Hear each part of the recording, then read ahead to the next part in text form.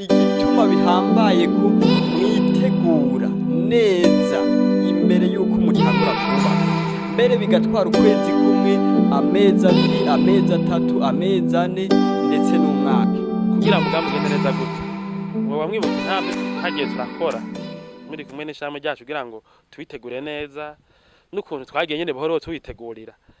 Abantu benshi arashaka kuza nkuno munsi nk'akaro mwege bana muri ino mwashitse muri none bashaka tubwira ngo wewe ngushaka uzogenda kubatsa inzu mege mwana adari kugenda neza iyo twabyihutisha gutyo nkuko abantu benshi bavyipfuza ko ibintu byo kubaka byihuta ata ibi nibi bitakoze. Mbega ni intambwe izihe twateguye ngo twitegure neza kuno mugambi. Murakoze cyane. Mu busanzwe kugira ngo dushike kuri no ntambwe tugeze ko kuri aya masaha vyaciye mu ntambwe ndende cyane, vyaciye kure cyane kandi vyafashe umwanya muremure.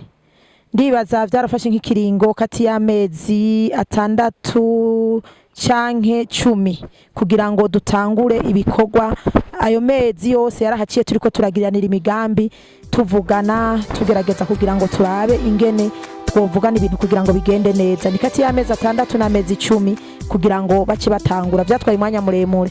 Mu busanzwe ikintu cyose ugihaye umwanya birashoboka, ariko novuga nko kuwo bagomba kubakisha agomba nyene ko bamukorera ibintu bimeze neza, yobiha umwanya kuko urazi ko ugize ibintu byihuta hari gihe usanga ukoze ibintu bitameze neza. Ariko nimba ari umuntu bafise umugambi bo mubanza mukavugana mugapanga inzu yanje nzoba nkeneye imeruku ibintu nk'ivyo kugira ngo kira kintu kize kigende neza, byose bibe neza haba ku ruhande rw'uwo muntu no ku ruhande rwanyu bikagenda neza. Nibaza ko ubihaye umwanya ari byo byiza cyane gose kuko natwe twabihaye umwanya. Murakoze.